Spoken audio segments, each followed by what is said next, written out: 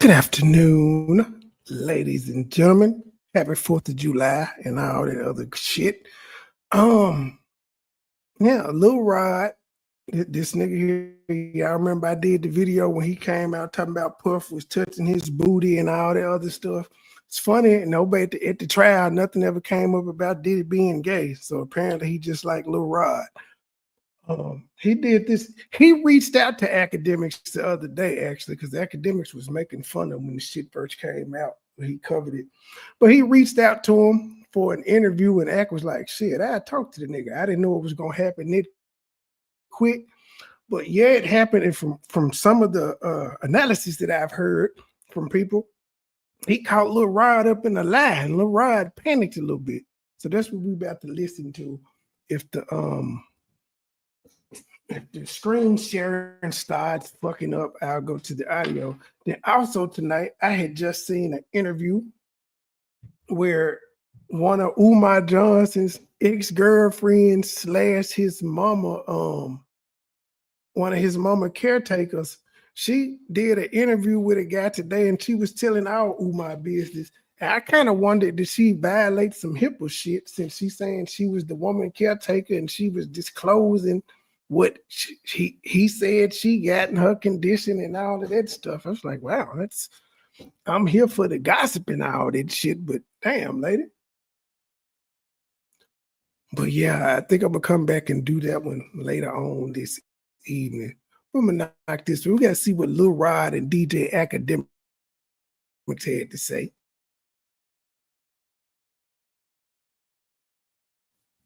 Tour. I got called in to do the last of the rehearsals, but Adam Blackstone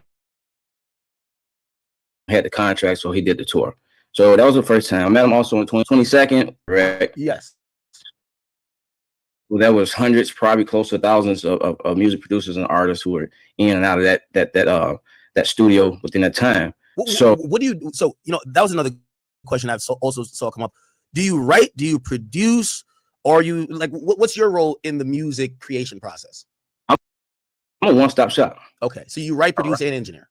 I engineer myself. Okay. You know what I'm saying? I don't go, like, nobody's never paid me to sit in to be an engineer in those sessions like that. Like, I don't even market myself as that. That's a disgrace. It's like having Prince being an engineer. You know what I'm saying? Okay. So I play 13 instruments. I'm just fluent inside of Fruity Loops, Pro Tools, Logic, and Ableton. You know what I'm saying? And so I pretty much, and I'm 39, man. I came up as a musician. I started recording when I was 13. So by that time, we were still recording to tape, little stuff like that. So I know the studio, like, from in and out. Outside of that, I've built a studio myself, you know what I'm saying, as a carpenter. So it's a one-stop shop. So with that being said, doing the writing that was missing was me.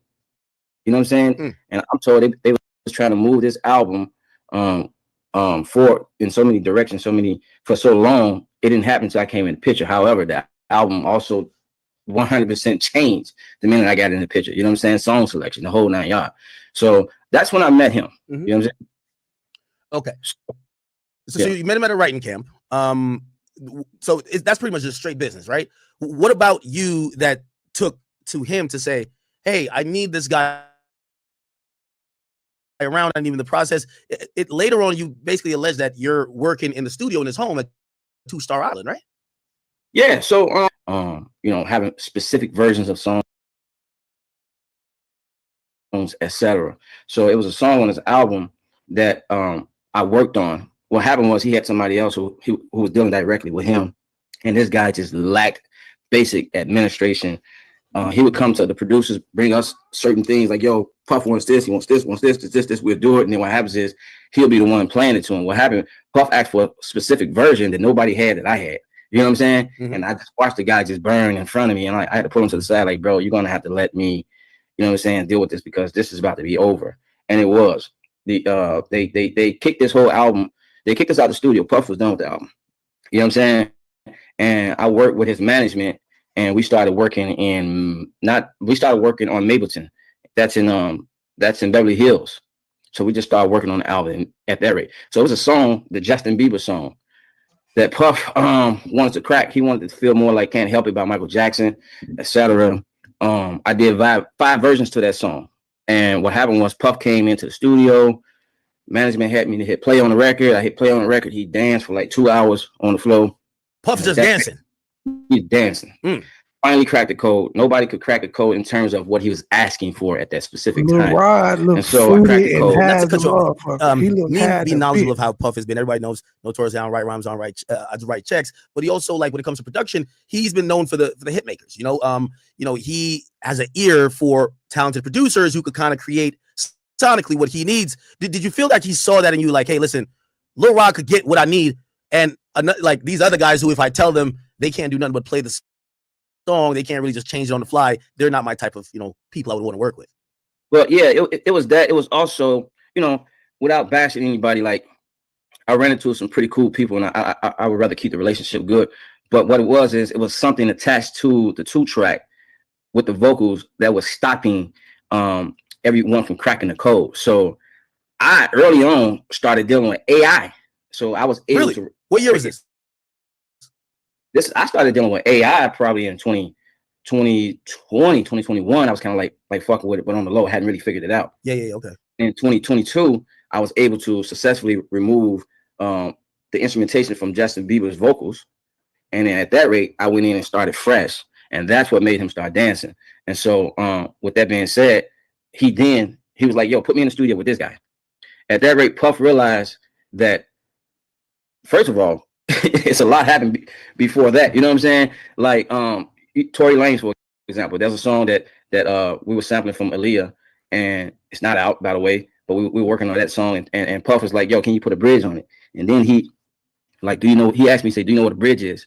Now, I mean, you may not know, but any musician that's listening to this knows that I don't want to call myself a musical genius, but I have a very, very heavy musical background. So I'm well aware of that.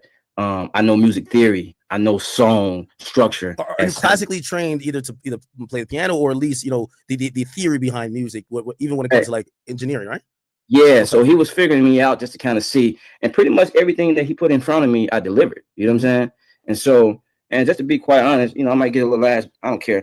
But a lot of people in those rooms were yes man. I was pretty much the only person like having my own opinion. You know what I'm saying? Fighting for my own rights. When everybody's saying they want to do this, you know what I'm saying? I had people come in and tell me that my versions of a song. Hold up, my nigga. Everybody else in the room was yes men, and you said this nigga sexually assaulted you, and you kept showing up to work. You said you was on the treadmill with him after the casting shit broke. And the TD, some folks had linked him with TD Jakes, and he said, well, no, actually, you said y'all were working out, the casting shit came out, and Diddy said y'all was watching TD Jakes, and Diddy said, I'm a use him to which because, sir, you're a yes man as well, because you claim this nigga touched your dick. He made you take drugs against your will, and you got the nerve to call somebody else a yes man? Where the fuck they do that at? Niggas is crazy. Was so dope, and they danced to it. The minute Puff come in, they vote the other way. You know what I'm saying? So the thing is, he's a smart guy. He was able to sense that. Triple? Yeah, okay, I ain't typed that in your chat, but the lady can't get my attention. The reason it got reviewed the other day is because I heard them two was arguing. So that's what I went there to do, what they was arguing about. But then I found out it was some other shit going on in the gent that made me just be like, why is either one of y'all doing this shit? But now she can't get my attention. I don't give a fuck what she do, what she talk about, none of that. But I'm glad y'all finally see what the fuck I dealt with and why I stepped away. It was a myriad of things, but the main one, I could have dealt with, you know what? I could have dealt with the alcohol as long as I ain't have to hear this bullshit about YouTube constantly, because when I'm off YouTube, I'm off YouTube. Everybody that know me know I don't want to have a 5-hour conversation with your ass about YouTube when I hit the end button. If YouTube come up for a minute or two, because the nigga just ended the live, cool. But every day, every time I talk to you, this person did this person said that, this person said this. I don't give a fuck about this shit. Anybody that knows me in real life knows it, but I'm glad y'all is finally seeing what I dealt with and why I just walked away. Now at the time, I guess because it was with her and I wasn't just really checking, I ain't know that she was a liar. The first time I found out she was a liar is the incident that happened on her panel with Gabe. I ain't gonna go through the story, but she lied to me about it. He lied to me about it. But that's the first time I found out her to be a liar. But other than that, I wasn't checking around and all the other shit. I didn't know. But yeah, that's what I dealt with. But as I said to Ted, I really wish motherfuckers would leave it alone. Now, what Anaya said in that is true. Joy brought it up, but Anaya said she was obsessed. And then when she called her obsessed, Joy did bring up the Nicole and all of them shit. She did do that, but as I typed in the chat as well, if you were just trying to prove what Amanda had going on in that situation, maybe you should have just put that part of the text messages out instead of the shit about me and all that other stuff, which, made me have to just be like, what the fuck is wrong with y'all? Maybe you should just leave it at that. Or just as Triple said, Triple said it. She was like, this bitch crazy. You know who she is. Why is you doing it with her? But I get it. Everybody doing their thing. I'm not knocking it, but it's just, the lady can't get no response out of me. For what? The other day was just me stumbling upon some shit. I expected to see them two argue. I ain't know that the conversation that was put up was them talking about me from it wasn't even 2 years ago. Because this was 10 months ago. This was at the end of last year. I did it. I didn't know. But it is never mind. I'm gonna be quiet. I just will say both of them were sitting up having a conversation about me. I don't know who sent what, but one of them sent the message saying he tried to have his baby in some grass today. I don't know who that is. I've been telling y'all, Joy, don't stop watching. Joy watches everything I do. Joy was the one that was watching me at my birthday dinner with E. Brooks. And I ain't say this in your chat neither, but I'm going to say it now.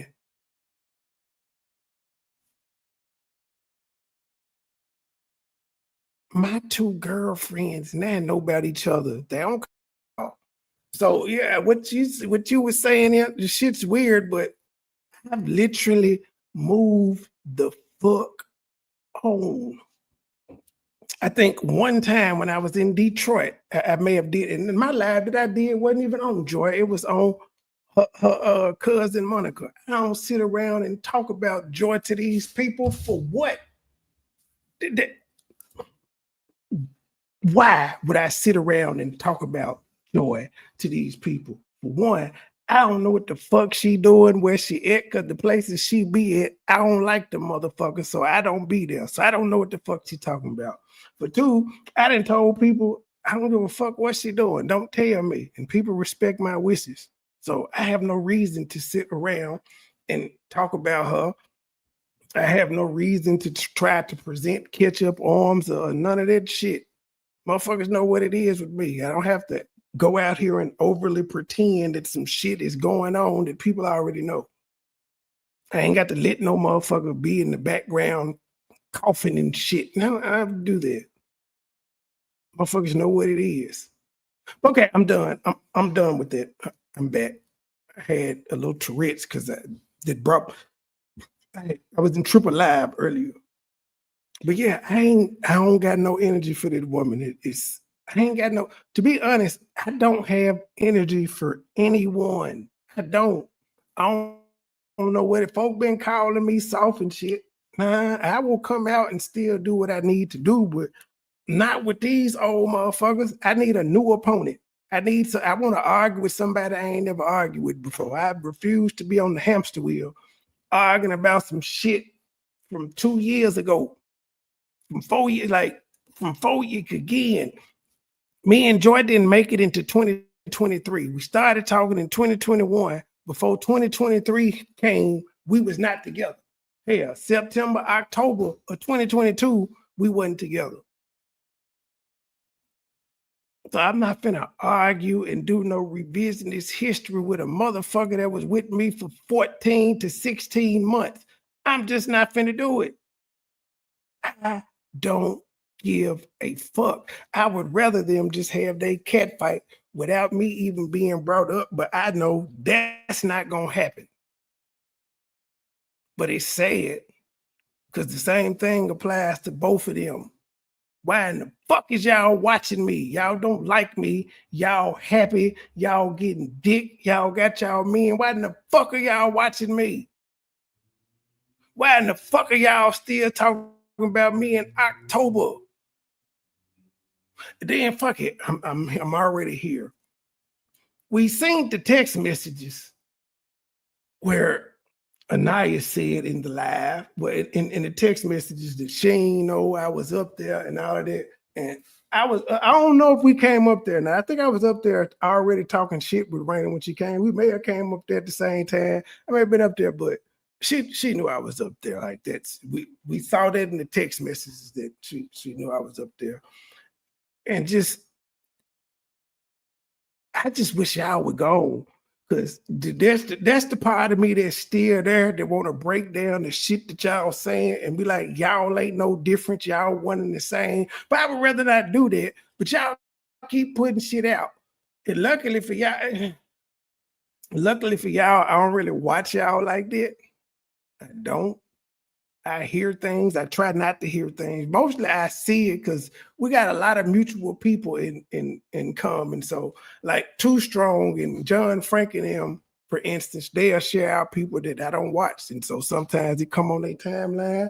99% of the time I'm nosy. I'm unnosy and I go on about my business. 1% I listen in for a few minutes. I ain't gonna watch a whole live. No, ADHD. I listen in for a minute, but for the most part, I don't watch the people. Whether I done made amends with you or not, that's not gonna change me going over there listening to y'all and all this shit. It just is what it is. But yeah, I wish y'all would let it go. I really wish y'all would. And I'm feeling like, as time go by, he for sure had me in there to have a different traction from the whole guys, a different approach. And also he knew that I was very, very neat and I delivered. Okay. So you're working on music. It looks like, he's realizing your talent, but it feels like there's starting to be some severe red flags. And this is how I interpret it. And I went through the lawsuit. So you have to correct me about the timing. When do you feel like now you're working with him with music, but then either illicit drugs or other things are coming into play, or did the non-payment start first? Because you kind of allege both things, that you felt you were owed, undercredited, and then you also felt that you were around this entirely wild lifestyle that for you blurred the lines of consensual and non-consensual, right? Am I paraphrasing right or no? Listen, without talking specifically about an ongoing case, I'll just say this type of things happen a lot in the music industry. We're in the studio, there's drugs. We're in the studio, somebody's in the back bathroom doing something together. You know what I'm saying? Somebody walk in, there's guns, etc. This is just, and that's a normal day. You know what I'm saying? Now, a lot of things that I've mentioned inside of my lawsuit is not normal. You know what I'm saying? But I don't really want to focus this meeting about my case in particular, because that's it's still active. You know what I'm saying? Yeah. We don't have to get necessarily into the case, but there are certain allegations that I think are the foundation and kind of integral to Diddy being indicted.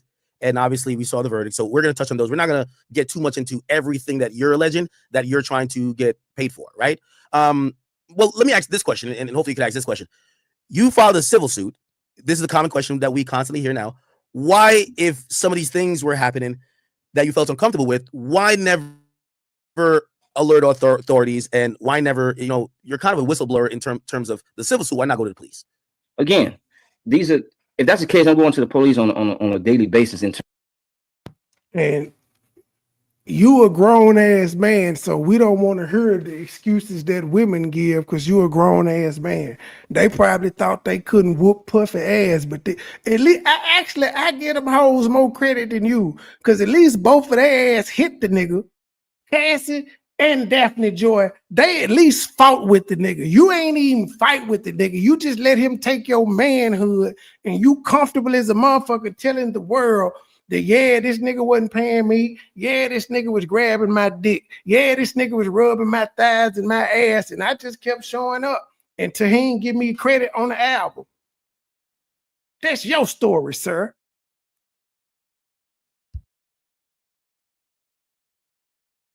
Terms of some of the things that are happening inside of the studio. All right. However, I've taken a lot of hits over the years from people, and I just keep walking. I'm a strong person, and this industry is just so poison. And the reality is, if people are not fucking you over backwards, excuse my French, you know what I'm saying, they don't want to work with you. However, I had enough, you know what I'm saying, and that was the last strain between Puff and I. That was just like, okay, this is it. You know what I'm saying? My kids got it. Describe the moment or the instance or incident where, you know, again, a working relationship. I know you're being a little bit vague about it, but you're saying these things are happening, but you're kind of chalking it up to, it's kind of somewhat regular if you work in the studio. What becomes the last straw that you're like, I can't rock with this guy anymore. I got to walk away. What was that? Well, again, the last straw was, you know, when it came down to pretty much taking care of my business. And saying, I'm not going to let you guys steal my publishing and everything, which, you know what I'm saying, in the long run is millions. I touched down on every song on that album. You know what I'm saying? At that rate, the bullet tactics started. And the last straw, they flipped somebody on my team. I'm not going to say who it is. This was Love Album, right? Love Album? Yeah, so they flipped somebody on my team. And then they also threatened my kids. They threatened me. You know what I'm saying? At this rate, it was over. It's like I went to every attorney just trying to handle it from a business standpoint. You know what I'm saying? And it's, how much did without, I don't know if you could be honest about that. How much did they take all your publishing? How much did you receive as compensation versus how much were you either expecting or verbally had agreed with them that you should have got? I received nothing towards the production. If anything, I got reimbursements back for money spent or money I was getting ready to lose over here. For example, at the time I was with Music Soul Child, and let's just say on a Saturday I'm getting ready to go out with Music, but on Friday before, Puff was like, no, I need you to stay around. I was like, well, I'm about to miss this right here. If you guys are going to hold me back, then I need to get that. So I received some sort of payments in terms of reimbursement for that, or if I was there ordering Uber Eats or picked up a rental car or a hotel expense, something like that, but nothing actually towards the production aspect. And they were trying to give me zero publishing. Zero. You know what I'm saying? Stevie J spoke about that, and he claimed that your contribution to the album was none of what you alleged in the indictment, or not indictment, the civil lawsuit, and basically said you were almost like a glorified engineer that's now trying to take more than enough credit for work that was really done in the studio. You've never really responded to that, but what is your response to Stevie J saying that, you know, you're trying to act like you're a musical maestro, but you know, you just equalized a couple of tracks and that's it? There's so much I want to say. I don't even know where to start, bro. Like, he just needs to go find him another TV show, bro. You know what I'm saying? Yeah. Like, anybody that knows me, bro, knows that that's not true.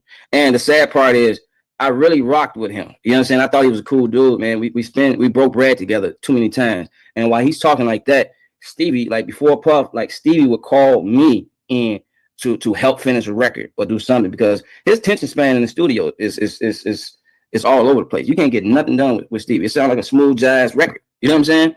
And that's so you were vehemently challenging his idea that you actually had valuable input beyond just pressing a few buttons to engineer. You were producing these records, you were helping creating these records, composing these records, because he was minimalizing your contributions, claiming that you were butthurt about maybe some payments, but now you're over exaggerating your input on the entire project. Man, he need to cool it out. He's a victim too. You know what I'm saying? He probably been a victim since the 90s. Stevie, go ahead, bro. Tell your story. You know what I'm saying? What do you mean a victim? Victim of what? Like he got his publishing taken?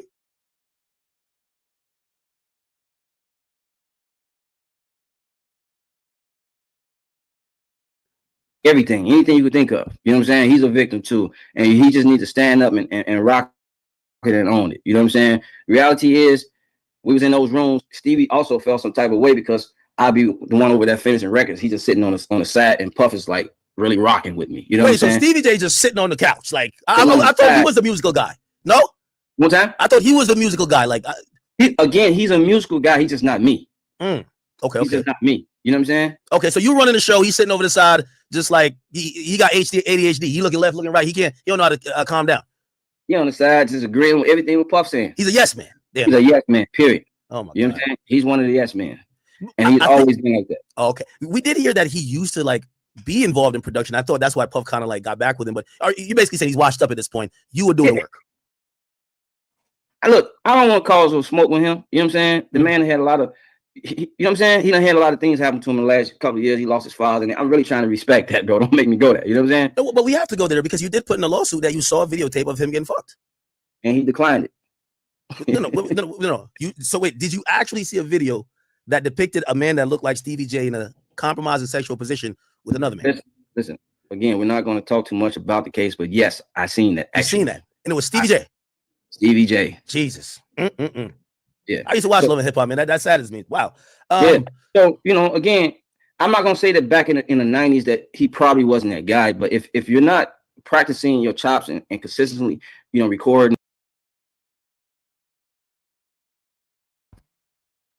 My question is, why would you watch a video of another man getting fucked?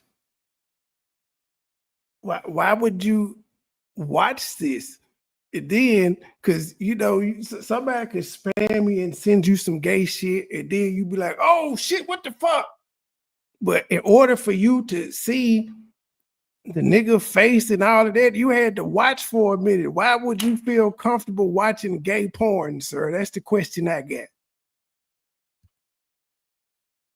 And being active in the studio, you can lose that touch. You know what I'm saying? He lost that touch, but for me, I still got respect for like my OGs. Yeah. And I feel like I was just trying to help him. You know what I'm saying? We got to keep it real on him, man. You're on Big Ass Show, man. That nigga's washed in the studio. That's what you're saying. He washed. Like he used to be the guy, he a legend, but he was in the studio on the bench. It's like the starter on the bench watching the youngin really chefing up. Come on now. Come on. You know what I'm saying? And the reality is, bro, like, you know, while he's over here trying to film and do this, we working, bro. We in the studio. Okay. Do you feel like he had a sense of jealousy for you? 100%. 100%. I couldn't really put my finger on it then. Yeah. But, you know, since I filed a lawsuit and just to see him stepping up to TMZ, trying to get a check here, step up over here, the dialogue, try to get a check, and just ringing on my name, it's just like, okay, bro. You feel me? I think if you only talked about his studio stuff, no. But the idea that, I'm gonna be honest with you, I read your lawsuit and I didn't know there was that many gay people in hip hop. Like I was like, Stevie J gay? Oh shit. I thought it's a lot that I haven't put in that lawsuit. You got more? More, way more. And the thing is, bro, I'm not trying to blow the whole world up. I'm not trying to. No, it already got blown up. We learned a lot from the actual criminal case. You got to tell us all now. Here's the thing: Stevie J inserted himself into my business. How? He had he was one of the first on the post trying to downplay me, and it's like I'm really looking at him, brother, bro. But at that lawsuit. No, the lawsuit hadn't even been filed yet. Oh, okay, wow, okay. You know yeah. If that's the case, you know what I'm saying. You're not shielded from this either. You know what I'm saying? Yeah. And that's just is what it is. So I'm not trying to like blow up the whole industry for whatever they got going on, bro. I'm just really just trying to go about my life. Yeah. You feel me? You throw smoke at me, then you know what I'm saying. You know what it is. Now, Stevie J, who by the way, interesting. I never saw him show up to court. I saw you show up to court. Why did you show up to the Diddy trial?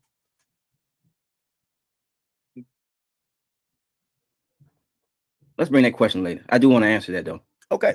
And I'm going to. I do have it here. I hear about like you were really tapped in, and I could see why the feds would read this and be like, "Yo, this guy is giving us so much details." It definitely makes sense that he's putting together a picture. You mentioned certain people. That's the first time I heard their name. I never heard the name Christina Karan before you. You mentioned a lot of people's name. What was your working relationship with everybody besides Diddy? Because it felt at a point you were down there living there, right? Like you're kind of like you're working at a studio, but sometimes you stay at the crib, or maybe you go down the street to a hotel. But you're there a lot, right? How often were you there, and what was the relationship either with Diddy or who are the other people you were communicating with frequently? Yeah, well, I was definitely there. My choice was never to, live at somebody else's house. I still had my own place. Okay. But it's just he required so much of my time that I couldn't go home, even when he was working at his house in my state, in my city. You know what I'm saying? Mm. I'm over there, so he flew me out. For example, the first time I was flown out was in November of 2022. So I had to spend Christmas, I had to spend Thanksgiving, I had to spend New Year's with him. You know what I'm saying? Easter and all these things. In fact, I was the one who prayed over dinner for Thanksgiving. You know what I'm saying? So you were at Thanksgiving dinner with Diddy and his family? Yeah. Really? Okay, which family are we talking about? We're talking about the kids there? We're talking about just the baby mamas? We're talking about friends in the studio? Dana was there, Sarah was there, Young Miami was there, KK was there, all assistants was there. The PR was there, his stylist was there, you know what I'm saying, Wow. etc. So wait, Yeah. so you were around Young Miami like that? Yes. Oh wow. This is end of 2022.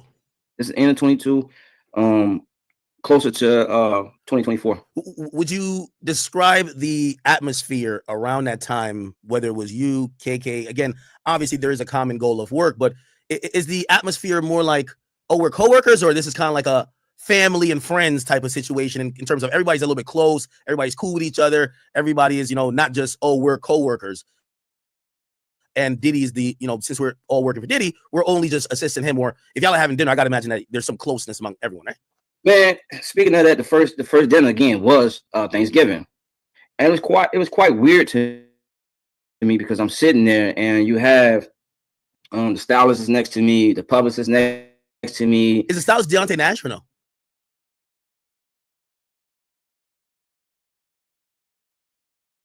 No, I forgot her name. Okay. I forgot her name. I've only seen her maybe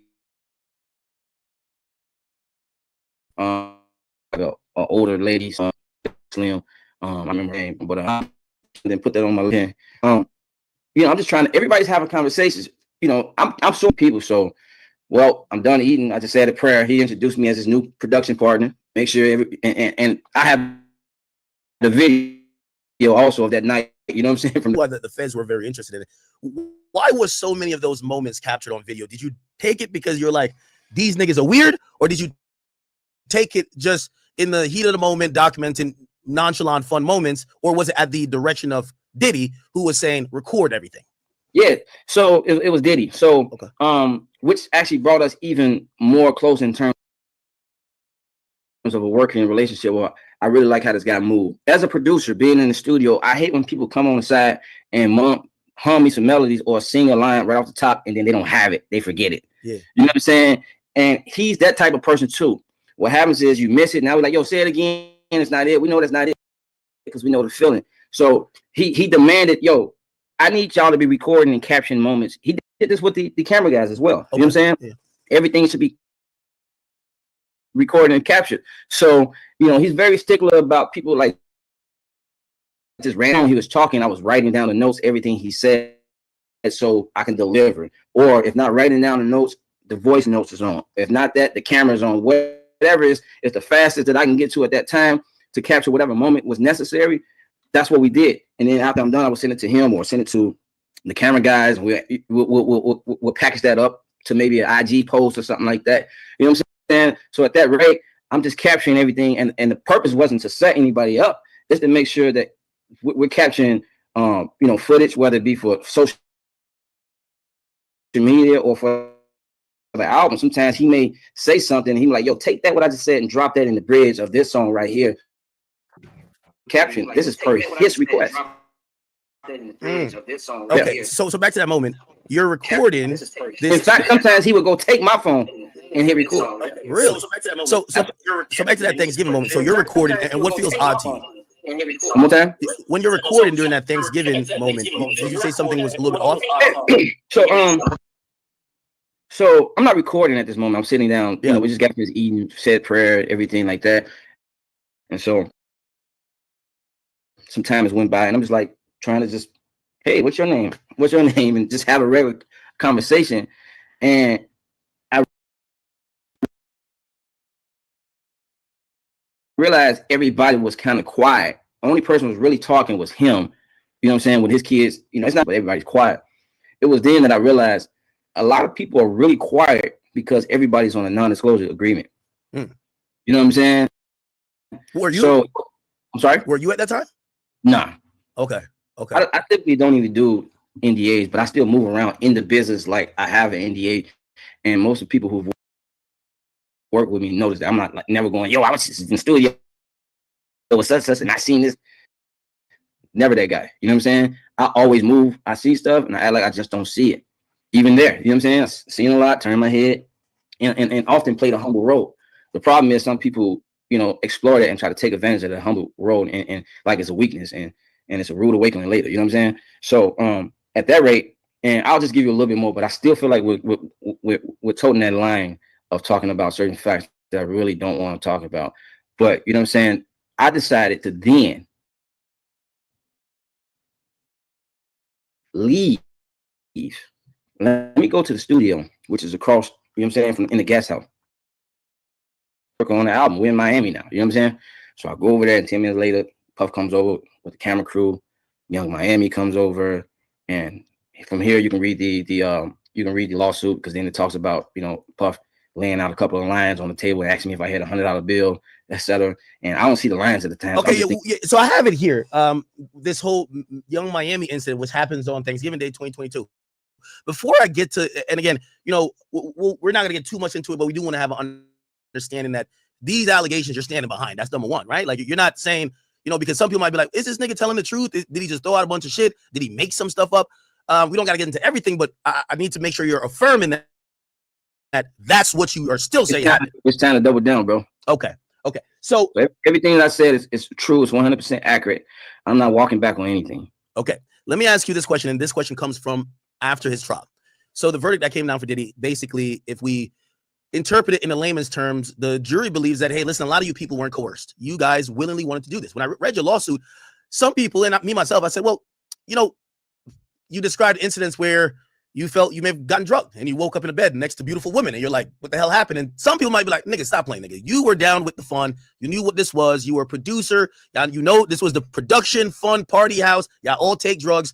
What would you say for the people who say, Lil Rod, you know you was with all that shit too? I'll just tell them to just wait. My trial is coming next. Just wait. So you say you've never asked to take a drug, try a drug. You never asked to be in any of these situations that could be sexual in nature? Listen, I've never even been a weed smoker.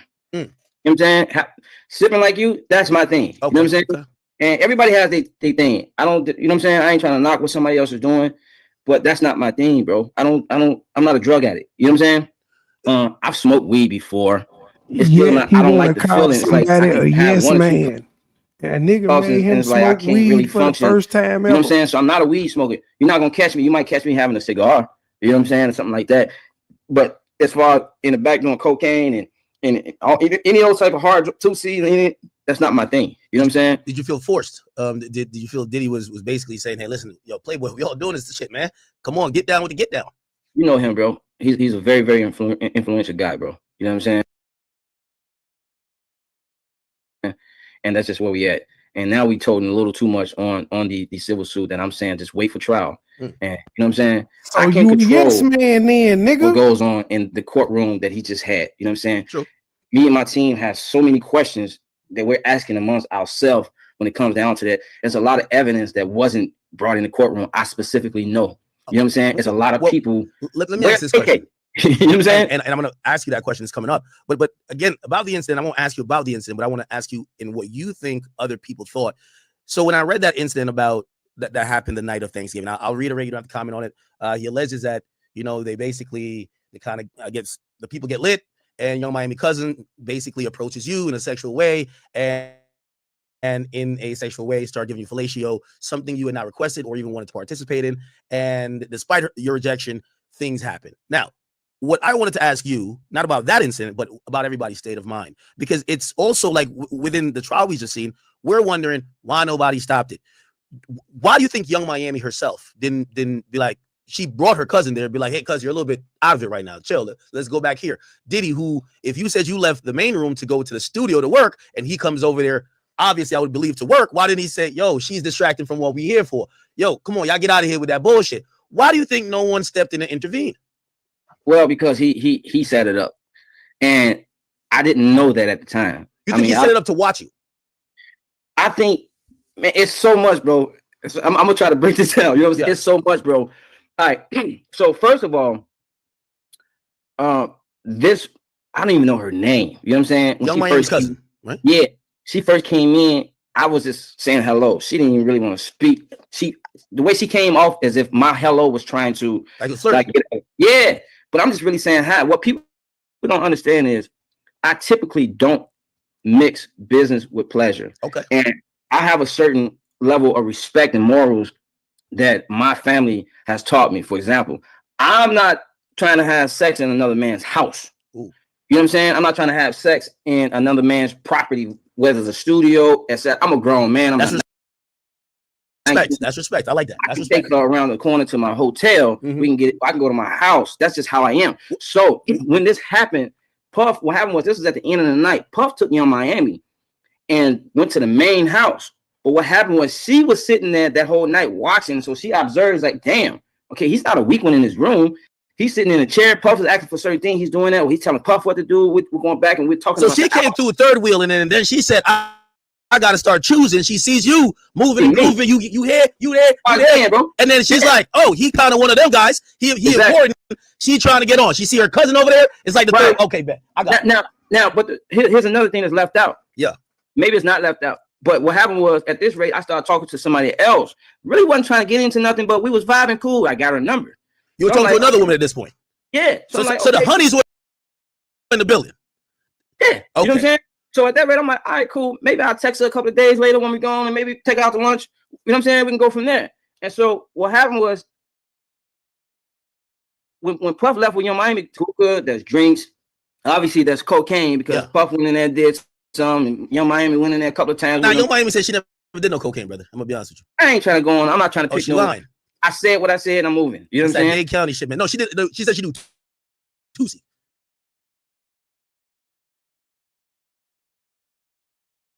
It's like the same thing, ain't it? I don't know. I don't take drugs, brother. I just drink.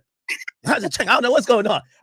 Basically, they'll play with their nose. They'll play with their nose. That's all you know. They're playing with their nose up in there. All right, bet. Hold on. So as soon as Puff leaves, the cousin just zeroes in on your ass. I'm like, okay. Not immediately. Right. Not immediately. Yeah. So I go into the bathroom. So, I got to pee. Yeah. Now, Puff door, I don't know why he don't have a lock on his door. No locked doors, brother. No locked doors. But every other door in the house has a lock. This specific one don't have a lock. It's weird. Okay. There's so much about that story I can talk about. That nigga bumped in on me one time while I was taking a shit. Who did it? Huh? Who Puff walked while you taking shit? Yeah, taking a shit. But this was like months down the line. Wait. Like, did he leave or did he just kind of sit there and watch type shit? We don't know. What happened? Look at I know you looked at him like, you don't smell that blood? Like, come on, get out of here. Come on. Okay. All right, go ahead. Look, man, listen.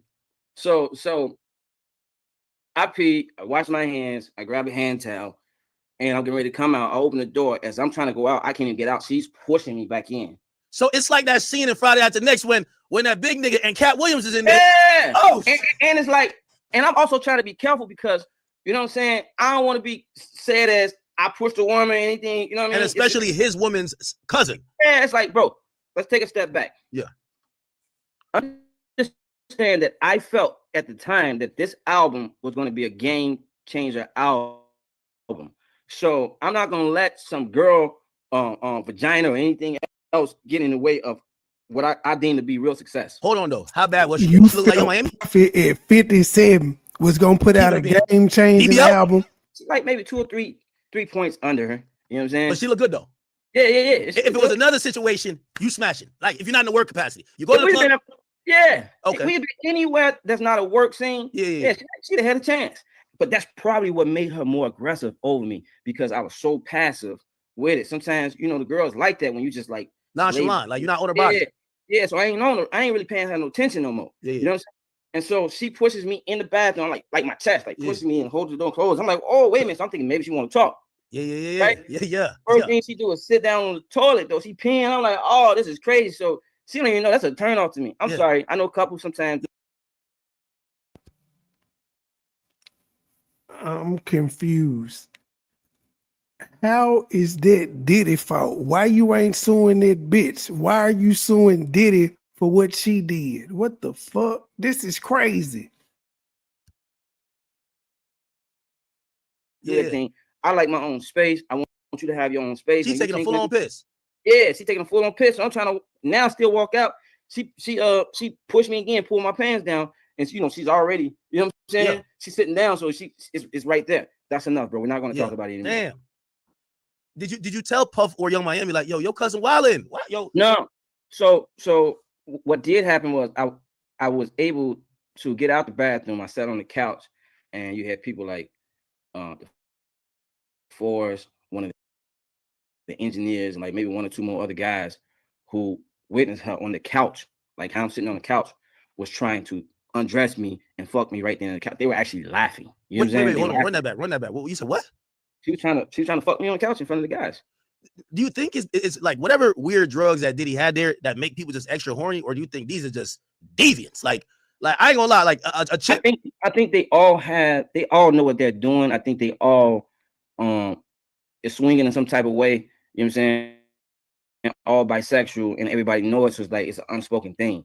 I didn't realize until after so many times that what happened was Diddy was trying to set me up. Not in necessarily in a bad way. For example, I believe that Diddy wanted me to be with Dana Train, and this is what?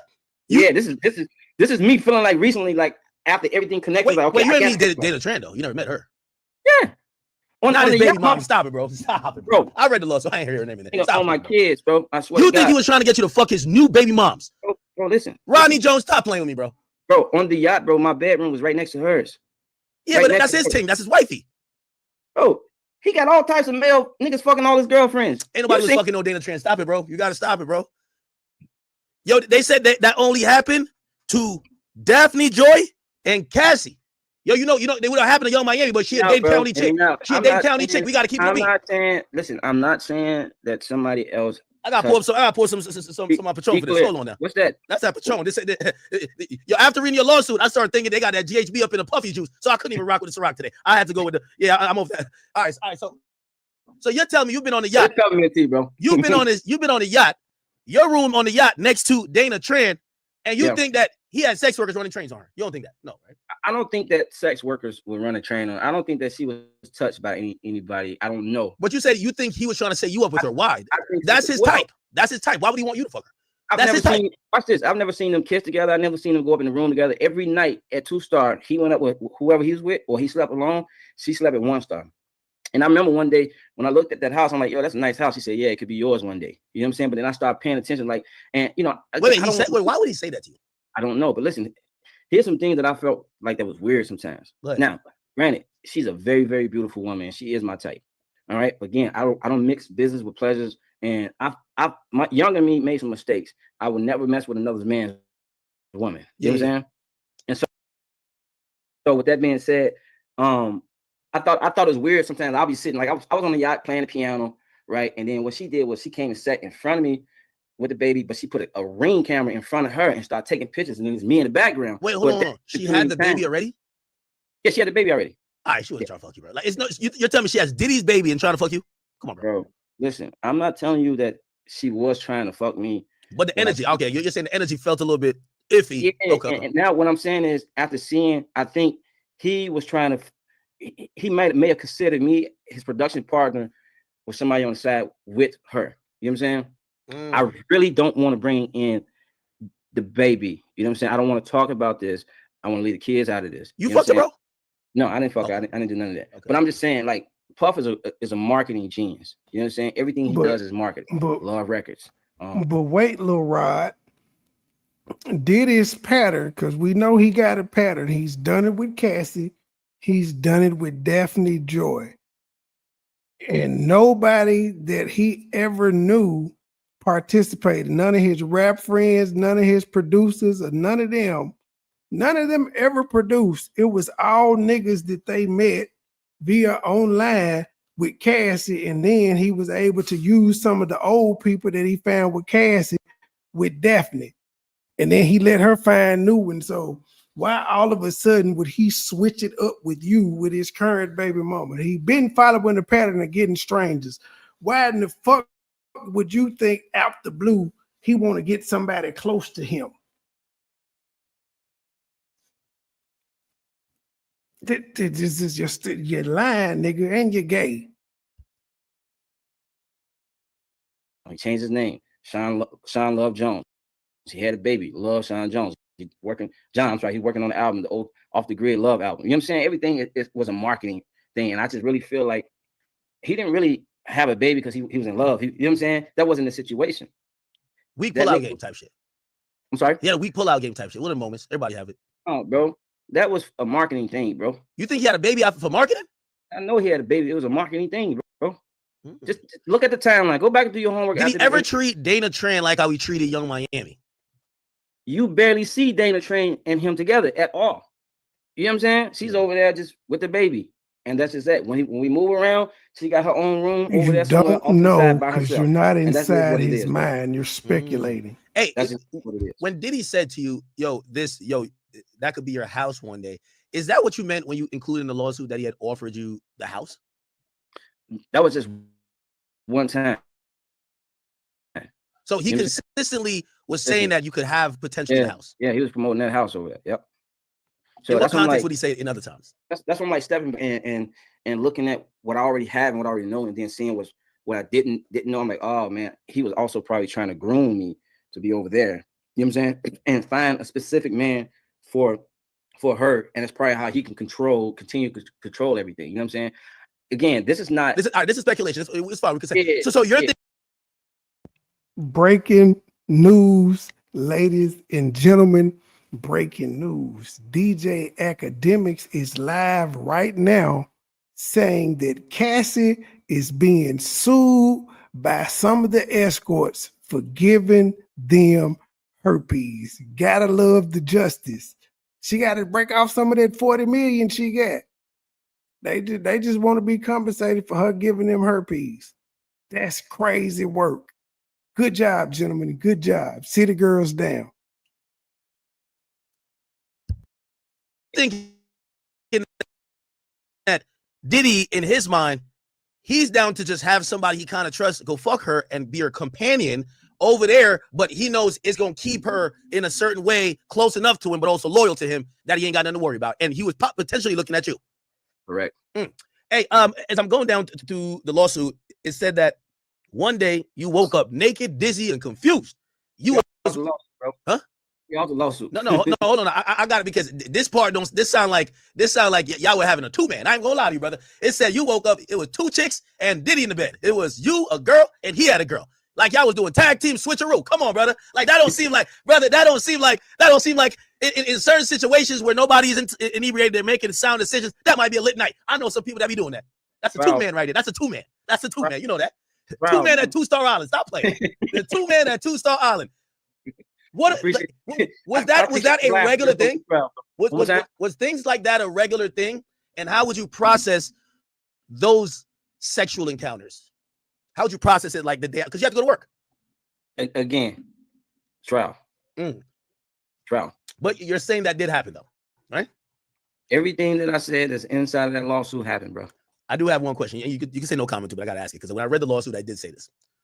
In the lawsuit, and by the way, everything was vetted by your lawyer, Tyrone Blackburn, right? I'm sorry, one more time? Everything in the lawsuit was vetted by Tyrone Blackburn, right? Correct. You took pictures of the women laying there, and I said, that's what girls would do. Or if a guy was doing it, that's to tell your niggas like, yo, I was fucking these bad bitches last night. If those were non-consensual moments for you, why did you take those pictures? Bro, if you waking up, and again, this is lawsuit, bro. No, I'm just trying to get you. It's not even about, we don't got to talk about the actual evidence. I'm talking about, it's a man thing. I want to understand you as a man.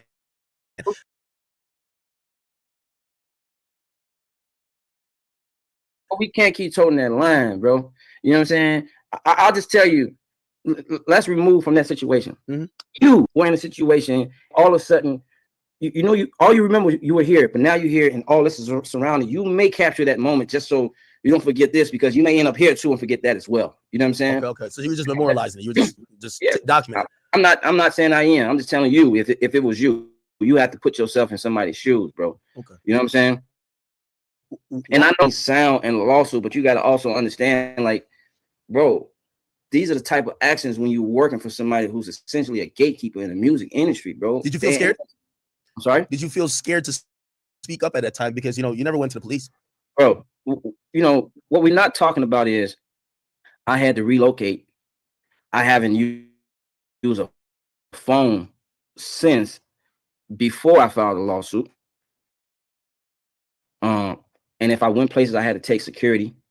We're not talking about my kids being followed, my management being followed. Wait, is this after the lawsuit's been filed? Yeah. Is this before Diddy was incarcerated or after? It's no way, because Diddy... still afterwards. My manager says that, you know, sometimes he come out his tires flat or people like follow him the whole 9 yards. And so I'm hard to find because I just went ghost. I didn't talk to nobody and I just went ghost. You know what I'm saying? Mm-hmm. And during that time, I couldn't even see my kids.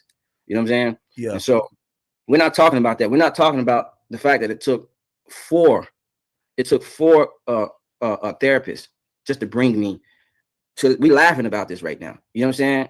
And the truth is, some of the stuff the reason why it's probably easy for me to laugh about some of this right now is because my therapist, you know, have been making me focus on only positive things, not to think about negative. Told me to stop thinking or rehashing all those things that happened or anything with the case, or stop watching social media, try to stay off it as much. I'm really not on it as much and active as I used to be. You know what I'm saying? And all these things, because there were times where I was ready to check out. You know what I'm saying? I was ready to check out, bro. Like, I'm a creative person. Hey, what's the scar from here? That's from a motorcycle accident. Okay, I thought Puff did it because it seemed like. No, I'm not even giving a joke. Wait, are you genuinely afraid of Puff, either now or back then? I've seen many people who are victims. They wrote letters to try to keep him in jail. Be honest. While you're working there, are you kind of like walking on pins and needles? Like, I'm not trying to piss this motherfucker off. I'm watching him. You mentioned that you hear about other incidents. You don't want to, obviously, don't want to get hurt. Scared Sean P. Absolutely. Very, very much. I'm writing songs that I'm not scared, but the reality is I am. And I just live by speak those things as if they were. Let the weak say I'm strong. You know what I'm saying? Type of shit. But the reality is he's a powerful guy, bro. You know what I'm saying? Fuck the money. Take that away. He's experienced and connected with so many people who know somebody who knows this, and he's been doing this shit for over 3 decades, bro. He's a powerful guy, bro. How the hell did he flip somebody on my...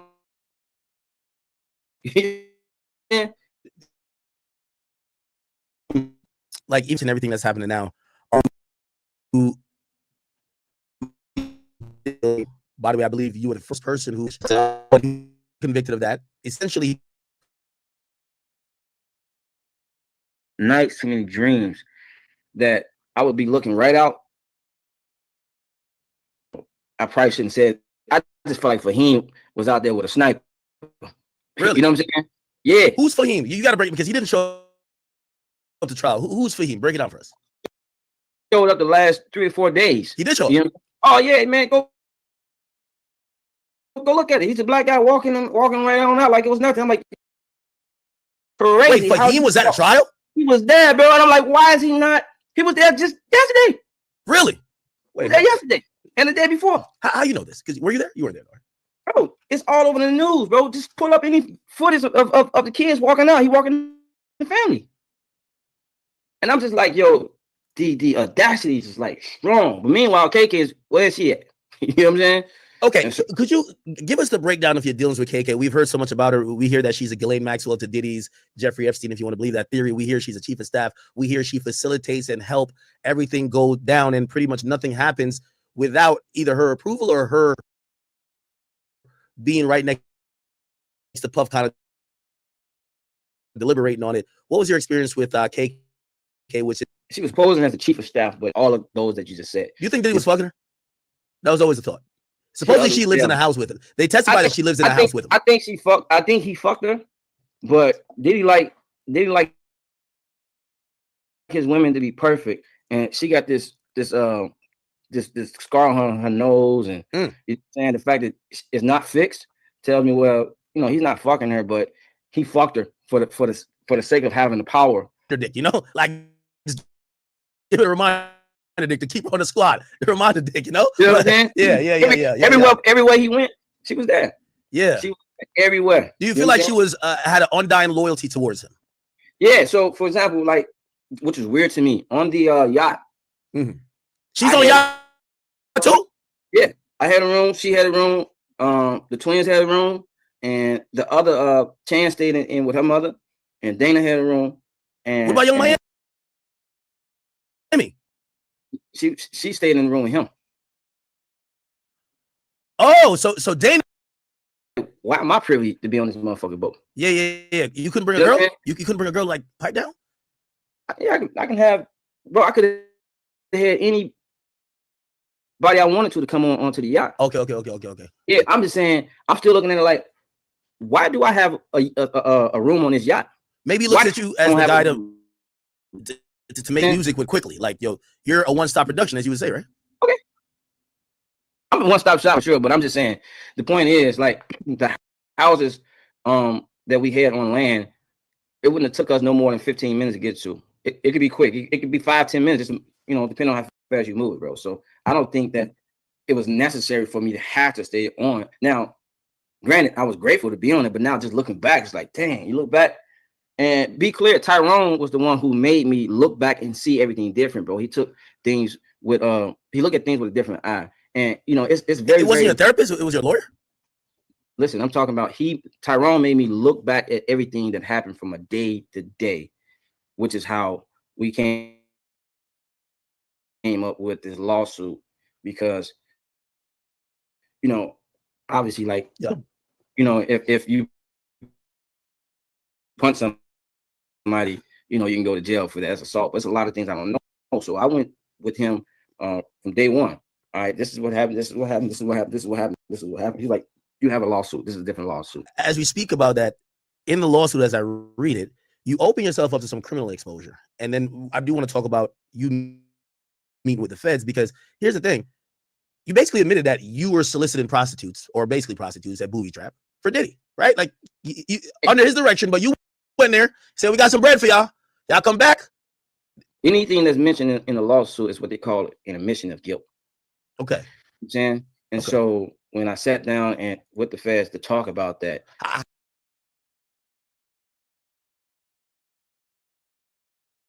let's set the stage.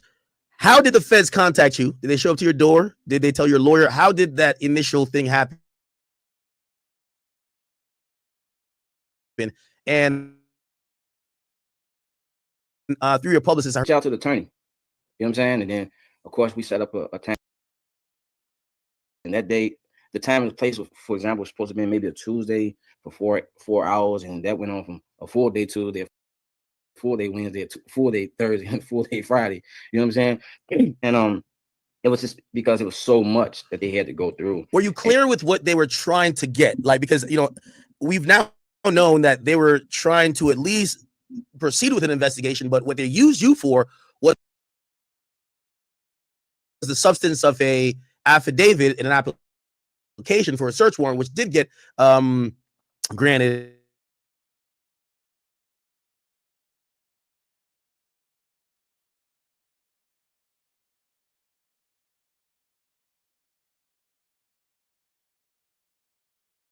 What were they asking you, bro? We got to figure it out.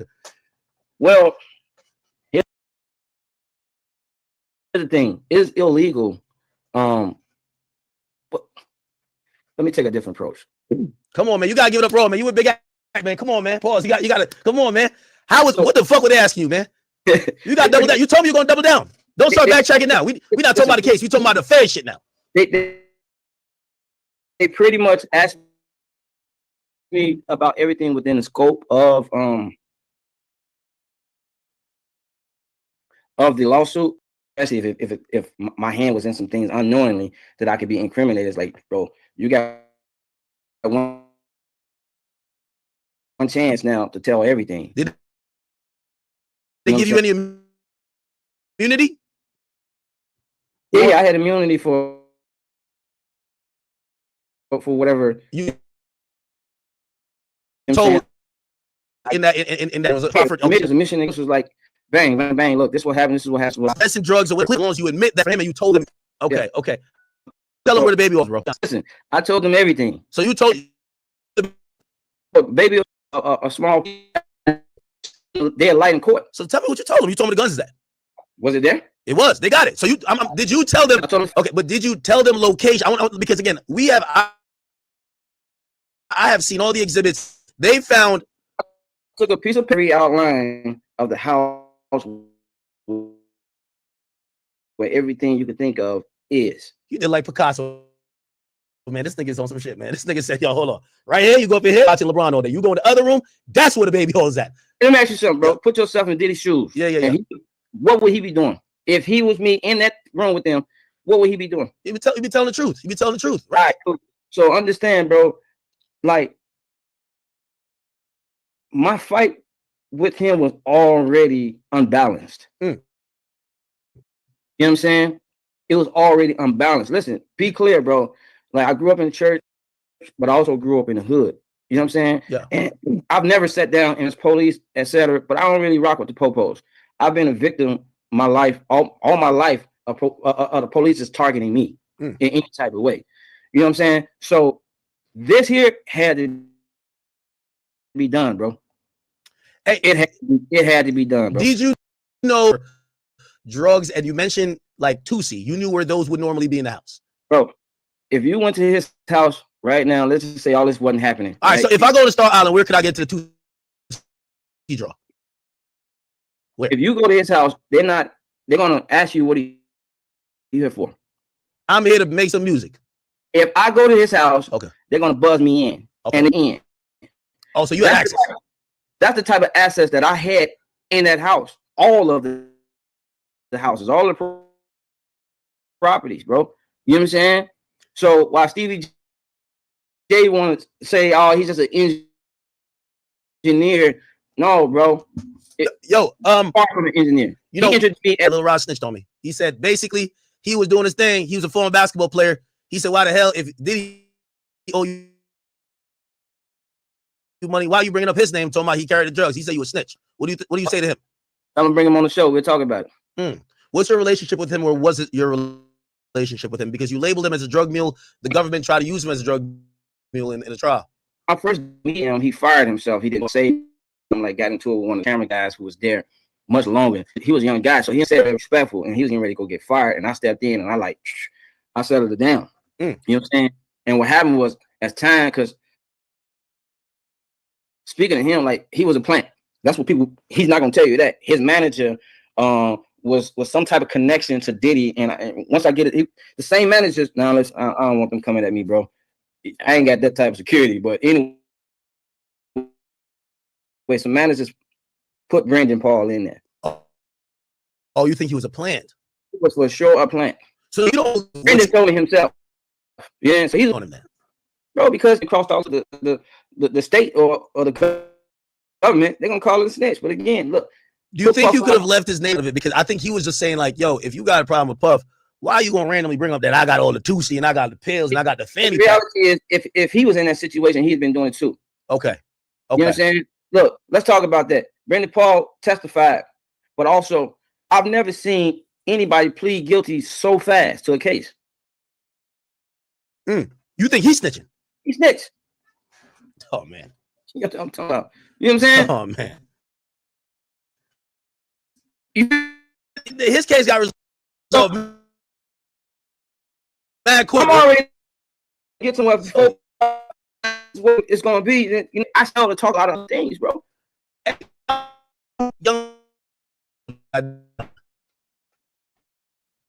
If they approached you, freak off. Young Miami was. Do you think that?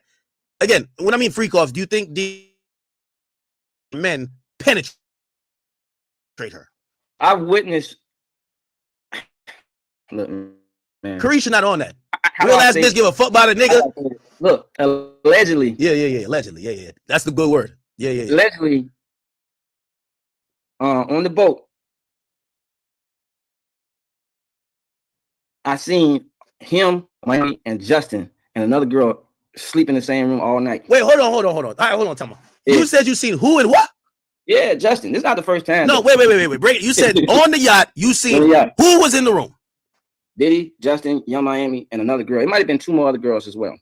So Diddy that was running the father, like that was running a LeBron and Bronny play. Oh shit! All the time, bro. So you think Diddy was throwing young men? Hold that. Damn. Absolutely. So for Justin, you know what I'm saying? Man, maybe the Lori Harvey things was true. Nah, no way. You with your own 2 eyes, allegedly, big word, allegedly. You allegedly saw in the same room. I think you said maybe 2 more other women. I think it was 2 women besides in fact, I'm almost 100% sure. That's called a handicap match, man. It's a 2-on-3. You heard what I'm saying? It's 2 niggas and 3 chicks. Holy, it was getting busy in there. Damn. It's not like I seen them all the time. I may have seen them like twice. One girl in particular for sure, but I can't remember if I allegedly seen her go in there. But I do know I seen her and the other girl like hanging around kissing on the yacht. Gosh, do you believe that they were having a freak off the night before, or maybe a family slumber party? It might be a slumber party, brother. It might be a slumber party. You know what I mean? Roasting s'mores. You might be reading, huh? Hey, bro, drugs, alcohol, and loud music, bro. Y'all going in this room at 2, 3 in the morning, coming out the next day 2, 3 in the afternoon. You do the math, allegedly. What type of drugs? Like Tylenol type shit? Like what are we talking about? I don't know what's going on. Move on to the next question. Volume of tapes that would probably involve freak off tapes. In your lawsuit, you spoke about tech guys and people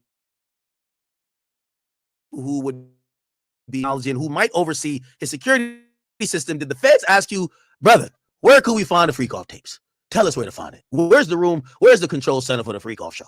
Bro, listen, I had so many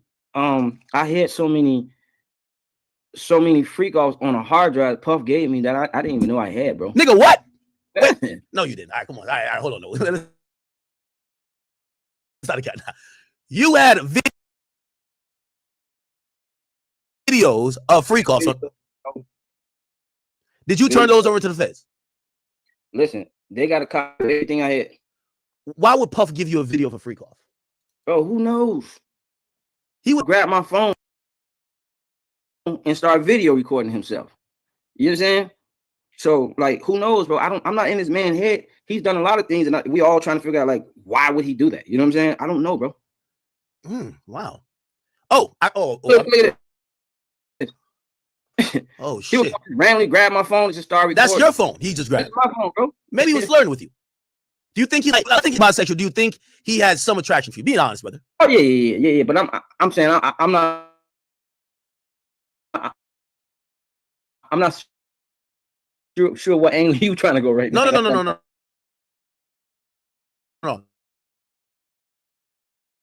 No. I said attraction. I'm not.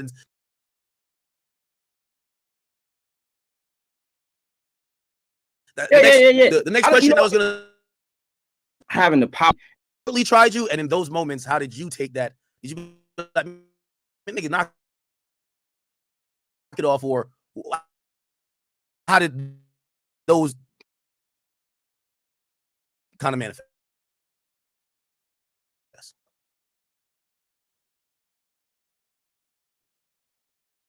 Bro, you gotta understand, bro. They've tried everything. They've tried everything in the world to stop all of this from seeing the light, from stopping my suit.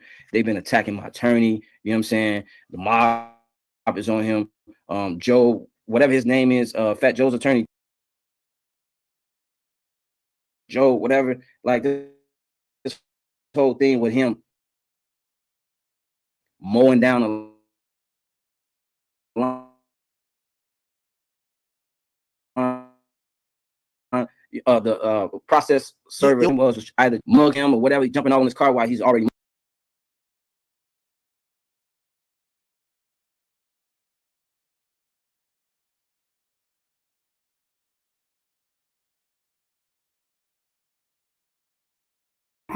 The audio of 114.02, because it's getting on my nerves. It's fucking the audio. And see, now I hear myself because I be listening because I know the audio gonna fuck up.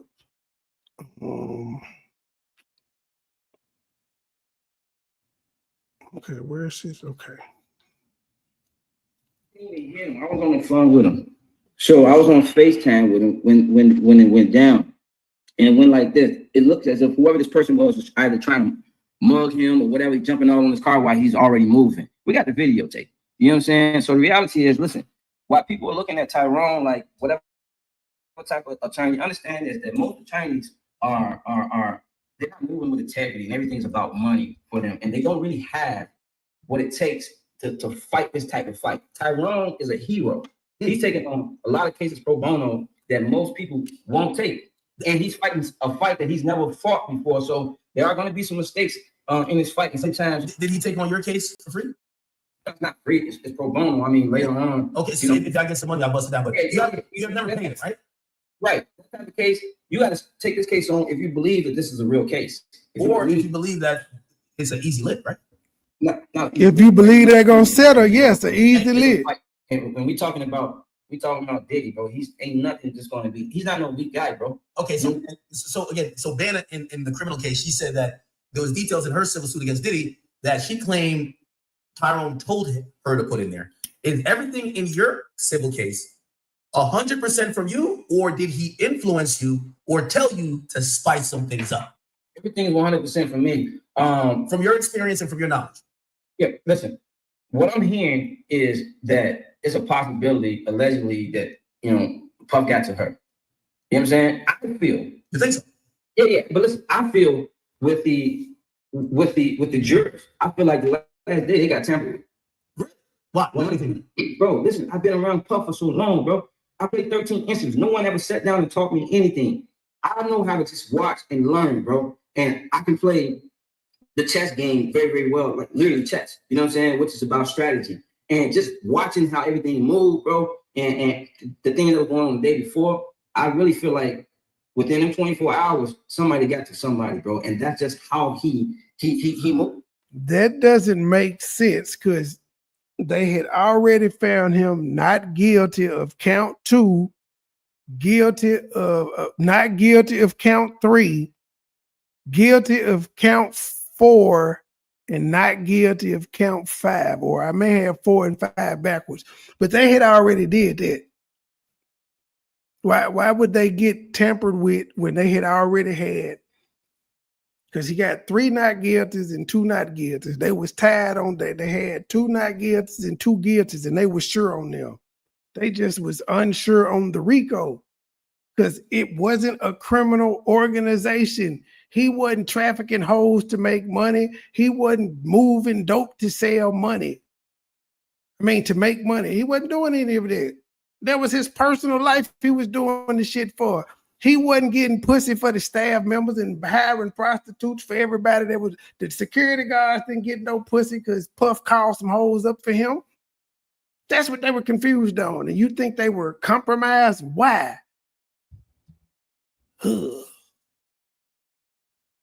He moves like he's a Frank Lucas, or he moves like he's this mob gangster. You know what I'm saying? And that's what he patted himself. The big gangsters like that, bro. He just moves a certain way, which is why you got to be careful, bro, because you never know it'll be your sister that he paid the turn on you. You know what I'm saying? Wow. That's just how he moves. I've seen too many things, bro, and I know how he moves. Hey, and again, I know. Keep in mind, Lil Rod, the only thing they didn't have their mind made up on was the RICO charge. They still had their mind made up on 2 of the guilty verdicts. So what you're saying doesn't make sense because if they got paid off, nigga, he wouldn't have got no guilty verdicts if they were paid off.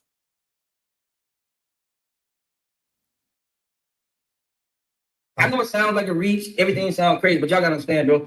Y'all wouldn't even know he was dealing with Jane Doe.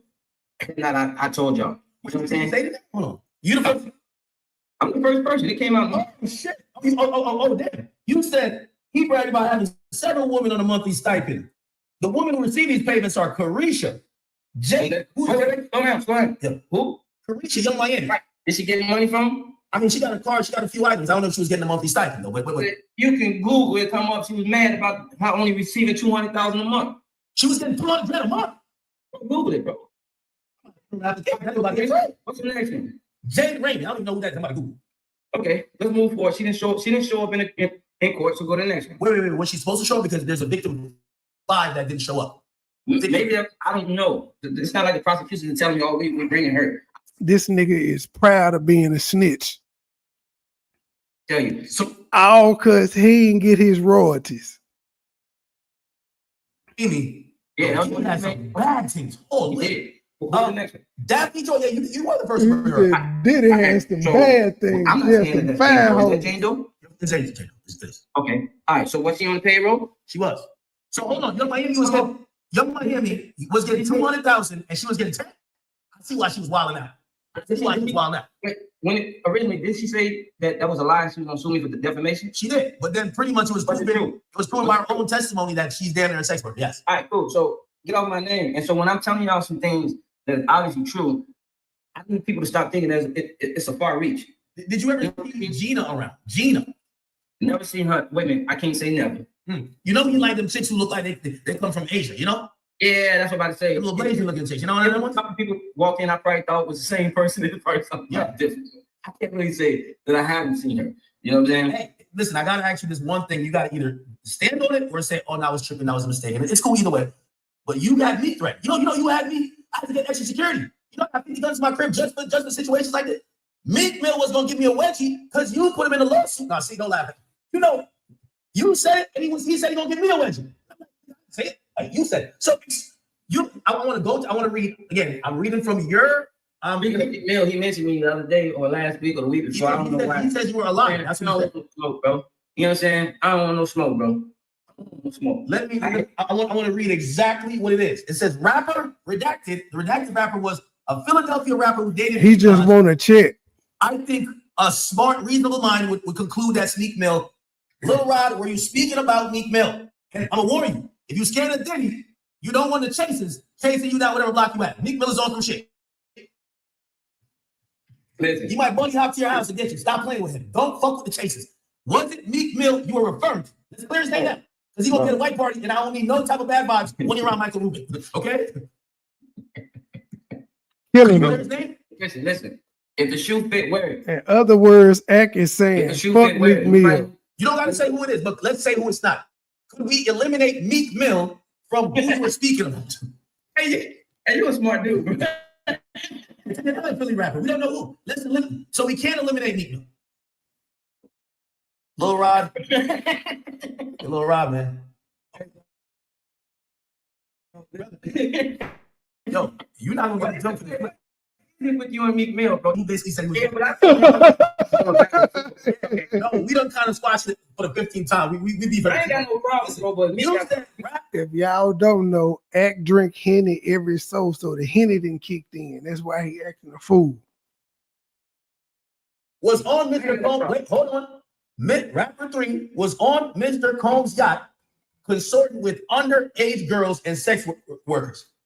You also had a gay allegation there too. Where's that? Oh, nothing of underage women was ever brought up in the trial. In fact, if the government could have proved that, they would have hit him with that too. That was never brought up because they couldn't prove it. Anything that they could prove, they brought up at trial. So you said that rapper was, so you're accusing him of dealing with underage girls. And then you said, according to the lawsuit says, according to you, Mr. Jones, Diddy told you that he had engaged in sexual intercourse with rapper 11, and rapper 11 is the same thing. Philadelphia rapper who dated Nicki Minaj. Did Sean P. Diddy call? That's the last time I asked about the specifics of this, and then we could talk about the birds and the bees. I don't care. Did Puff Daddy Combs tell you that he had engaged in sexual intercourse with a rapper from Philadelphia who dated Nicki Minaj? Yes or no? Yes. How did that come about, my brother? Oh shit! Like, there's no way he just dropped that in the conversation. Like, thank you for asking the real question. Why would this nigga just randomly tell me, "Hey, bro, you know I fuck Meek Mill"? Like, unless y'all was talking about fucking, why would he bring up he just randomly fuck Meek Mill?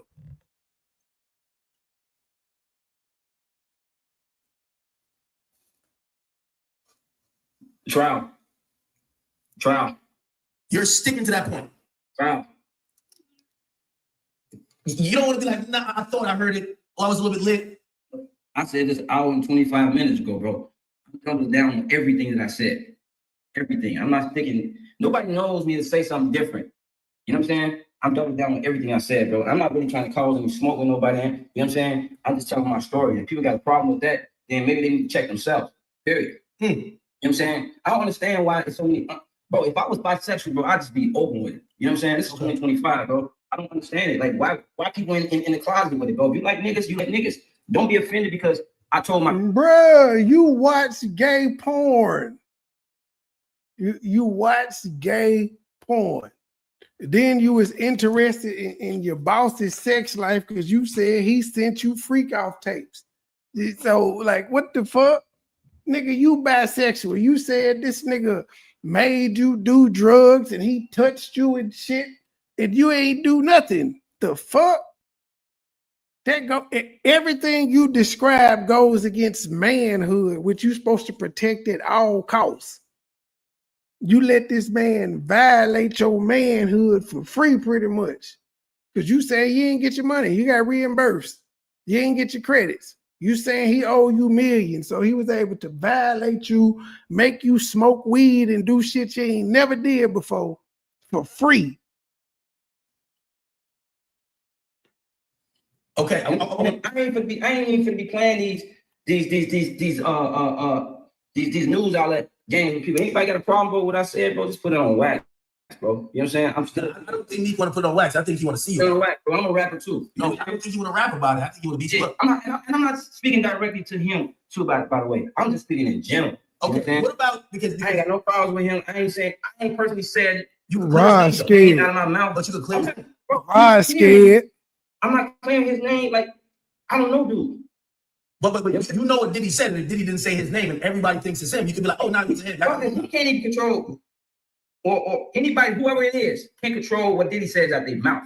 You know what I'm saying? You keep trying to like direct me towards him. It's all good because you said somebody else. You want to confirm on this one. You said so. Diddy said he had sexual relations with rapper 11, which is a Philadelphia rapper who dated Nicki Minaj, also R&B singer who performed at the Super Bowl and had a successful residency, and who fought over the cereal, the Frosted Flakes with him. Who's that? Who fought over the Frosted Flakes? Come on now, brother. Come on, man. What type of clues are these? Let me ask you this. Do you think He's talking about us. That was said, do you think it's accurate? I think it could be. I think it could be, but I wouldn't know. I didn't know about Diddy's some of his sexual preferences. So far, the things that I've said, are they accurate? We're seeing some things come to light, yes. But it don't take a rocket science. It's like, are you pro Diddy? Like, it's like, I don't get people. Like, they see all the facts and they still make excuses. Like, stop, man. What are we talking about? This dude is not no angel, bro. He's been marketing himself for years as an angel, but behind doors, this nigga is a gangster, and he's bisexual. Period. He's bisexual. Do you have any proof that he, like, other than him supposedly saying it, you ever have allegedly either witnessed or heard him and another man maybe going in the room and you're like, yo, hold on, that ain't music. That ain't music. What the hell is going on in there? Have you ever allegedly? So you're missing parts inside of the complaint. You probably need to go back and read some of it. You know what I'm saying? So we ain't already talk about it now. You know what I'm saying? You probably need to do your homework. But that's a situation a couple of times. You know what I mean? You know, a man or male, they going into his room or in the studio, being in there for a couple of days, etc. A man? Yeah, men. What do you mean men? Like multiple? Yeah, multiple. Yeah. What's the amount of money that you're seeking? And I'm pretty sure you sent him a demand letter. This is all public now. What was the amount he had to pay for this not to come out? I see here you had said you were down to take $50,000 for publishing and royalties at a point. He owe you millions, but you was willing to take 50,000. And let's just be real. The album you talking about you worked on, the Love album, didn't nobody listen to that shit. It's Diddy in 2023. Didn't nobody want to hear that shit. You have the all claims situation, and then you have the music aspect. Mm-hmm. So for the music aspect of it, you know, what I would have rightfully been owed was my producer points, which they wanted to give me none. The publishing share, the writer's share, which they wanted to give me none. And then they didn't even want to pay me any money towards the masters. And then they did, what they offered me was $29,000. Now for my fees, what I do charge, that should have been somewhere around 115 or 135, somewhere. I'm not accurate, but within 100, you know what I'm saying? No more than 200,000, right? But what I did was for business sake and relationship sake of working with clients again, because you know, after you're done with an album, you want to do the business in a way that if you have to do something again, that is, you know what I'm saying, we're fair. So what I did was I offered a small amount of publishing and small royalty points, and then the producer fee was small, like 56,000, that I was willing to take. You know what I'm saying? And it just, my man wasn't gonna be happy unless he was just like just screwing me all over. You know what I'm saying? And so it got really bad. In fact, he went around and paid some people to give me bad counsel in order to make me take the lesser, you know what I'm saying? Lesser money, lesser everything. So I know we all looking at the 29,000. If you look good in June and shit, he's trying to fuck you, right? Yo, everything. You said he put his arm around you and rub your leg. That was crazy. What? Listen, I'm glad that we're talking now. I wouldn't have been able to laugh about this a year ago. Bro, come on, though. A nigga putting his arm around you and rubbing your thigh? Let's get the fuck off me, nigga. Fuck is you doing? You working on music, eh? Yo, come on, Rock. Little Rock, come on, bro. Did you feel powerless in that moment? Because, like, I was very much, bro. Very much. I'm overseas. I'm a pub yacht. You know, a grown man feels powerless when a nigga is testing his sexuality and he's saying, I'm on a yacht. Niggas have died about less.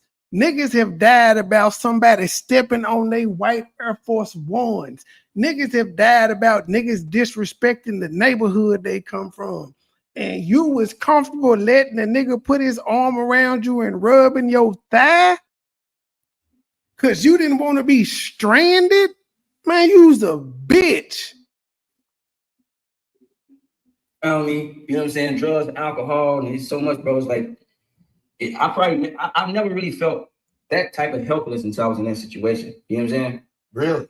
Yeah. Wow. Yeah, that's definitely crazy. What do you think KK's are in? So where can we find it? You know, I'm hearing allegedly he tied into the cartels or something. What? Yeah, allegedly. This is not all this now. This is all speculation. This is all what's been said to me. How credible it is, I don't know. But the fact is, I'm not really talking to too many people, and the fact that they didn't even get to my ear, you know what I'm saying? I'm just told that she works with the cartel. I was also told that allegedly that Diddy was an informant for like the feds, etc., which is why he kind of kept her close. You know what I'm saying? Who told you that? The feds told you? No. Feds. First of all, they wouldn't disclose information that they had. They would just receive information and then take it straight to the courts. But yo, Lil Rod, you good, man. You like avoid give us the total amount. How much did you ask this nigga Diddy for, man? Because I'm pretty sure he wish he paid you. You asked him, was it like $1 million? No. $500? Oh, no, bro. I ain't Christian. Hold on, I got that nigga right now. I tell him like, nigga, send the money over, man. You tweaking, bro. How much? Bro, text me now. I got it. How much? That's some shit that my attorneys and how much do you personally want? Be honest. Like you've gone through a lot of pain and suffering. You claim like 5 niggas sexually assaulted you. It's not really about money anymore for me, bro. It is about money. You found a citizen. My dude. You want to hold on. All right, they asked every witness in Diddy trial this last question. I'll ask you this question. Mm-hmm. If it was up to you and Diddy could get life in prison and you get no money, or you could get the money and Diddy go free, what do you pick? What do you pick? You can only pick one, my brother. Remember, you ain't going to the cops. The cops came to you. So if you could pick one, Diddy never sees the outside of a jail cell again, or you get whatever bread you want. I don't know how much you won't tell me, but he gonna be back. He gonna be playing with the baby, or okay. If he's back doing what he's doing and terrorizing people the whole 9 years, I'm done, bro. You gotta understand, bro. I didn't really take this fight just for myself too, bro. I took this fight for other people, bro. You know what I'm saying? Well, why do you think the feds didn't use you? They didn't use you at all in their trial, but they used you for it's confusing. I don't know what they got going on. It's a lot of politics games happening within this. I don't know. It's too many connections, bro. I really don't know. is above my pay grade, bro. I don't know. You know what I'm saying? All I do know is what I do know. And I also knew that nobody was qualified to take this fight with myself, bro. He wouldn't have been there had not I was fighting him. You know what I'm saying? I'm a superhero at heart anyway, bro. And I'm a Taurus, bro. So again, and I'm gonna use Brennan Paul again. If people, do you think it's fair if some people call you a snitch versus superhero, and it's clear you don't think any nigga that run around telling you his zodiac sign gay? Superhero, but they're saying, nigga, you was having a good, you was living the lifestyle, you was fucking the bitches, you was doing this, popping Ciroc on the yachts, on the jets. Now, because it didn't work out, you basically told on the whole operation. That's like selling drugs, and as soon as you get, the connect stop fucking with you, you go to the cops. You know why this was successful? Because nobody knows me to be that person. And that's what Puff didn't do his homework, bro. Because I was never the one in there posting, talking about what I did, who I used to work with it. I'm humble, bro. He didn't do his homework. I've been active, bro. I've been active. You know what I'm saying? Since I was 13. And that ain't never been me, bro. I just realized that we're in a fight, bro. And the only way to fight this guy, you gotta state all your claims at once. And we would try to deal with this discreetly. Again, they started threatening kids and everything else. So it was like, it's time to go public now. Because for safety reasons. How long did before you went public with this, how long did you guys go back and forth? And once you sent your demand letter, did it immediately turn to harassment and potential intimidation and violence? Or did just negotiations or whatever just break down? Because your lawsuit was the most descriptive piece of litigation we saw with Cassie. She alleged a bunch of stuff, but we found out a lot more in trial. Yeah, well, the intimidation and the bully tactics and all that stuff didn't come until after I switched attorneys into my litigating attorney. Okay, so who was your attorney at first? You want to know his name? Huh? No, I mean, I don't really care about it. It wasn't Blackburn. No. Okay, so he's my third attorney. So Blackburn's your third attorney. Yeah. Why did you go through two attorneys? Well, because I had to switch.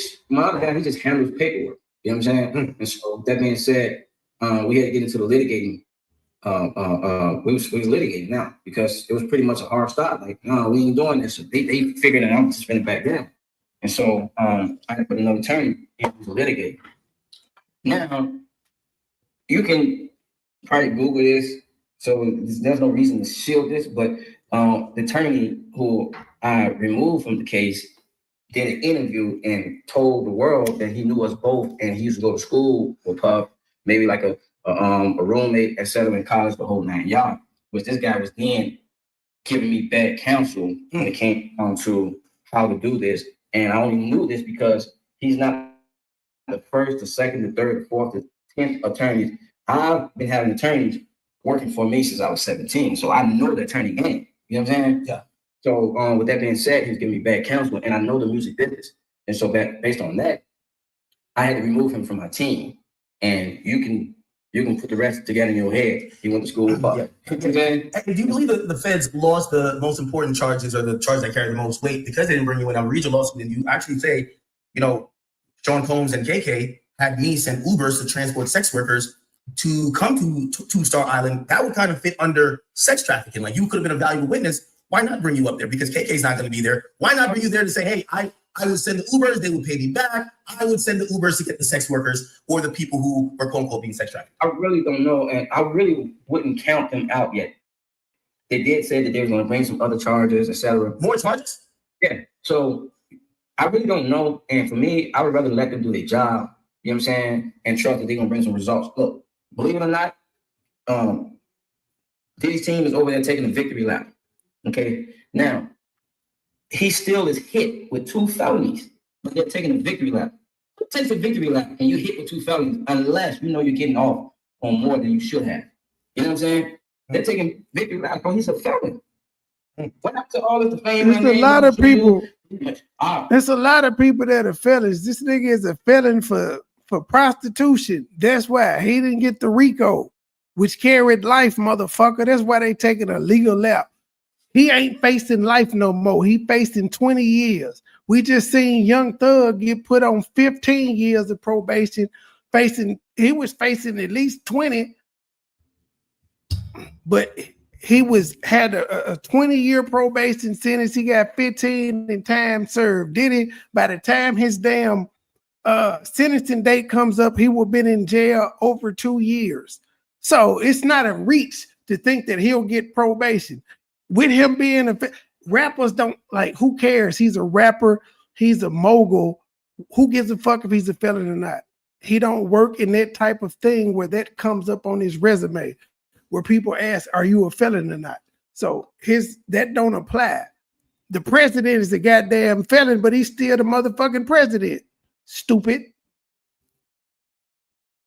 Ryan has done nothing, etc. But in open court, it's clear. He's a two-time convicted felon, bro. Nobody was able to bring that to him, bro. He's not a two-time convicted felon. He got 2 charges on 1 case, so he's a 1-time convicted felon. Stupid. I'm the person that have, bro, and you can probably name 10 situations that people feel like he had his hands in. You know what I'm saying? There's a lot of speculation about Pop's death. There's a lot of speculation about Diddy's or Biggie's death. There's speculation about Kim Porter. There's speculation about Tommy Little. You said that he openly bragged about getting away with crimes. Well, would he get drunk? Would he be drunk when he's saying this, or would he be sober like, yo, I'm untouchable, I'm above the law? You never know what he's on sometimes. You know what I mean? Sometimes he's coming in, he on that dog on shroom, he's going crazy. Sometimes he's on Tuesday, sometimes he's coming in, he just coked all the way up, or on heroin. You never know, bro. Did he ever approach you to have sex with any of his women, whether close girlfriend or not? Did he ever say, hey, Lil Rod, I want you to have sex with this woman, and maybe even insinuate, it's not funny, this is insinuate that he might watch? Listen. Child, bro. Okay. Child. By the way, do you feel a little bit happy, though, that the way the government's initial charges, final charges, the 5 counts, they match your lawsuit pretty well? I mean, y'all accuse Civil Rico, they charge him for Rico. Y'all basically say sex trafficking, they gave him 2 sex trafficking charges. And you list 1, 2, 3, you list 8 sex workers that showed up to 2 Star Island, and you say these are the dates of the 4 solicitations, and they basically have him convicted now on 2 prostitution acts. Do you feel victory in that your civil suit has gotten some criminal accountability out of it? Yeah, so, to be honest, bro, I had mixed emotions.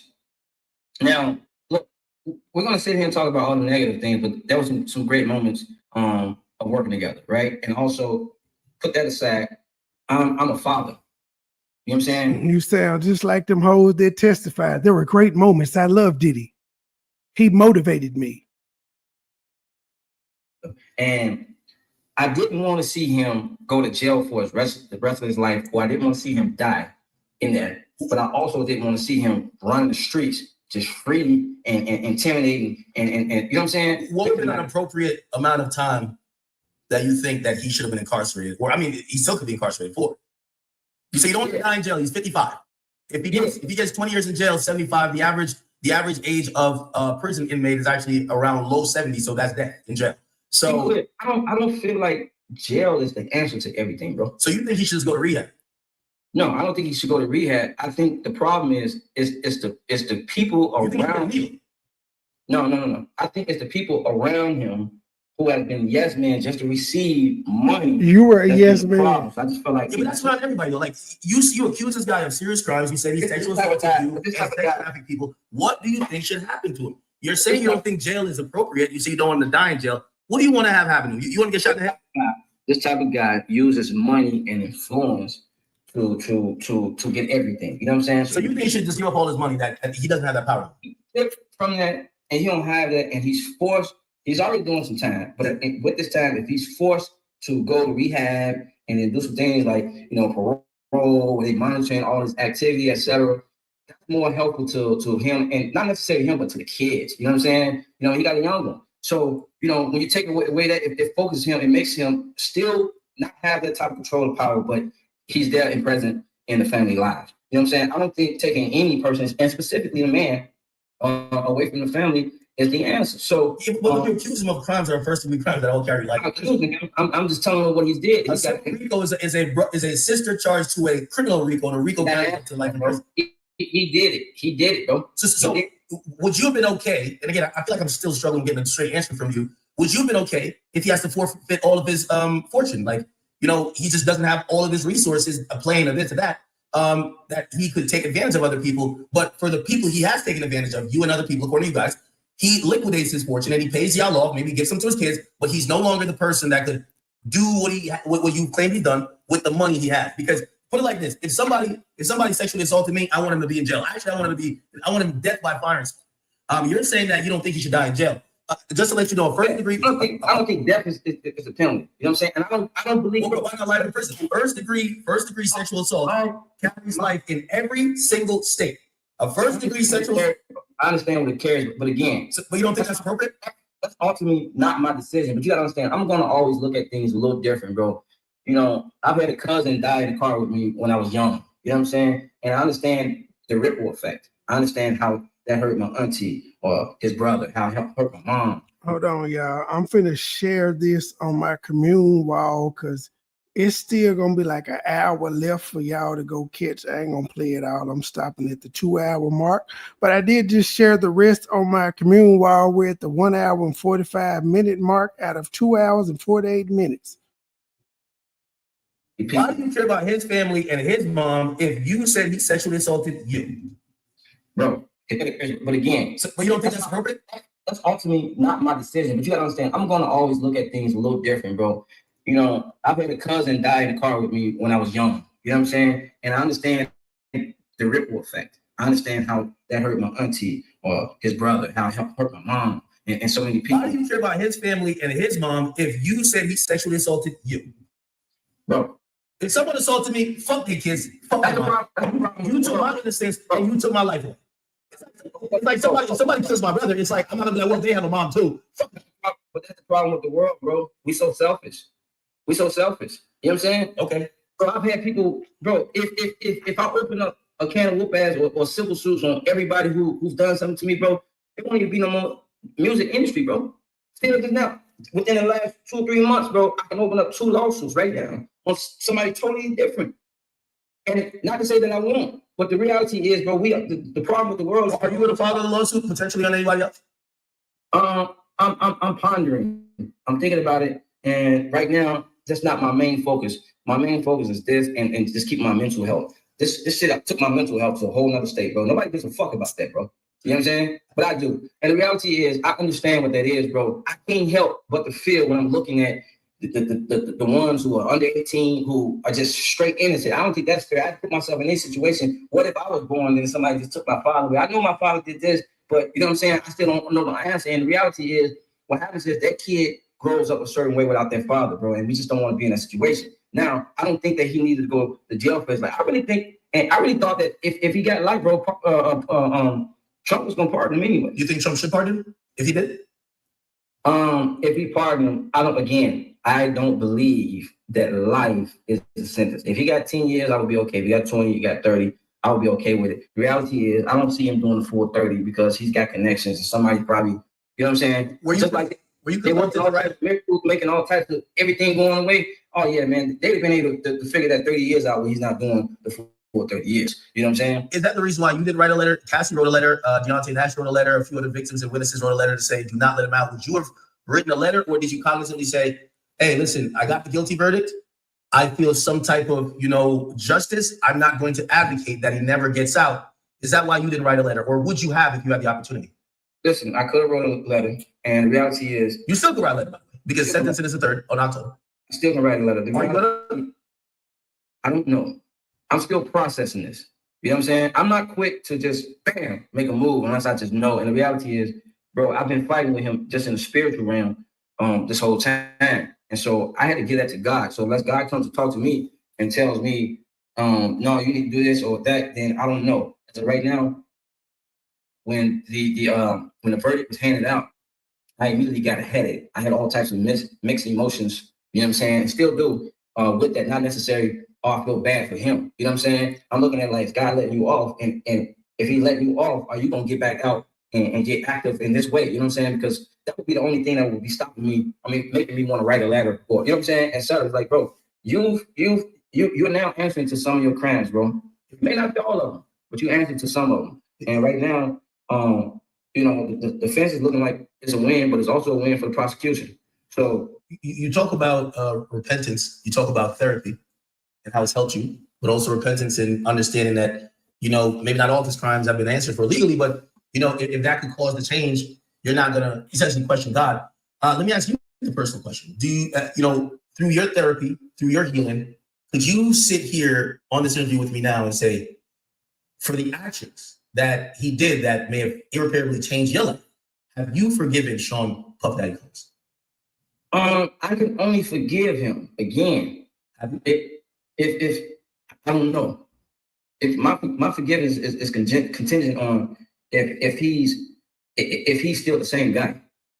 You know what I'm saying? If he's still the same guy and for sure gonna be moving, you know what I mean, in weird ways, absolutely not. The foot is still on the gas. But if that time that he's done in there has turned him and he's forgiven himself, for sure. I'm not, bro, listen, I've never been the type to hold grudges at people in life. Understand that if you move like that, you can never be in position to receive new. And I just know that, bro. You know what I'm saying? Life is like putting food into your body, bro. You got to release that in order to receive more. If you're not, then what's happening is it's only hurting yourself. So just knowing that I can't hold on to everything he's done and expect to keep living life, bro. It'll be tearing me down, man. One time I looked in the mirror and saw my eyes and my face, bro. It was just bad. I'm like, bro, all this is killing me, bro. It's weighing on me. All right, y'all. I stopped at the hour and 51:45 mark. It's 2 hours, 48 minutes, and 9 seconds. So it's a little bit, about 56 minutes left. Y'all go check it out. It's on my community wall. I'll be back live in an hour with Eat with Q and what I think going on.